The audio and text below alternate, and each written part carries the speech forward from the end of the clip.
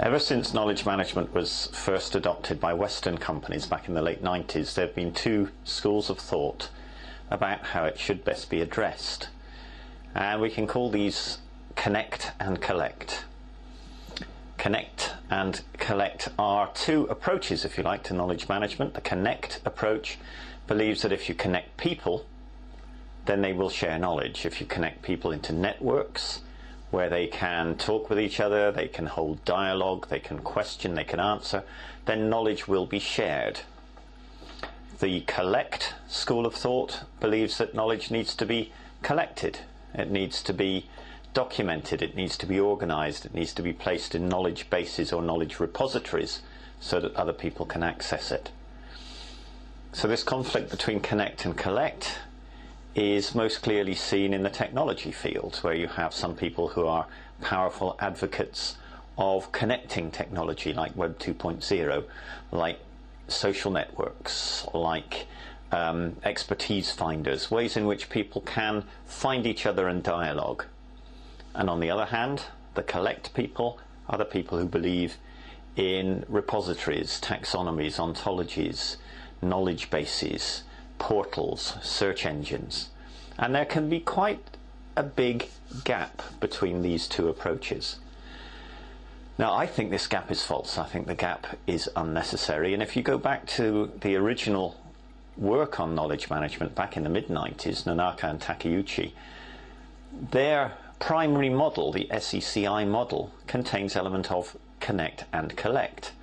The S, the socialization box, is about connecting people, socializing ideas, comparing ideas, exchanging knowledge that way.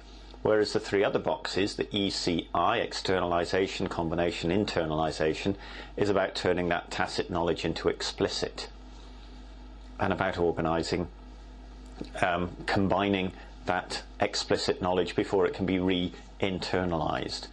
So certainly right from the start, I think there was the idea that connect and collect are complementary.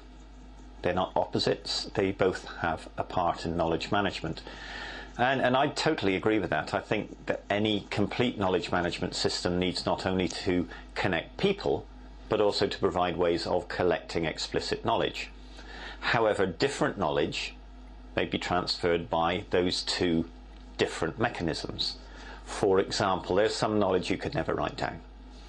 It's too complex, it's too contextual. It needs to be discussed, it needs to be demonstrated, people need to be engaged in dialogue before the knowledge can be transferred.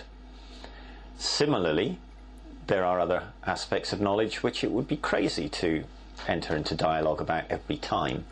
Knowledge of procedures, knowledge of fairly simple practices.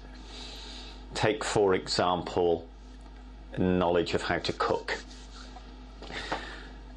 Now, most of us have cookery books at home, and cookery books have been created by chefs, by cooks, as a way of making their knowledge explicit.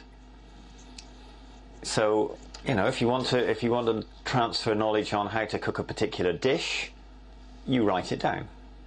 And people can look it up on the web, they can pick it off their bookshelves, they can follow that recipe. On the other hand, if you really want to be a master chef, you have to spend some time as an apprentice, you have to be connected with other master chefs so that you can pick up their tacit knowledge there and then.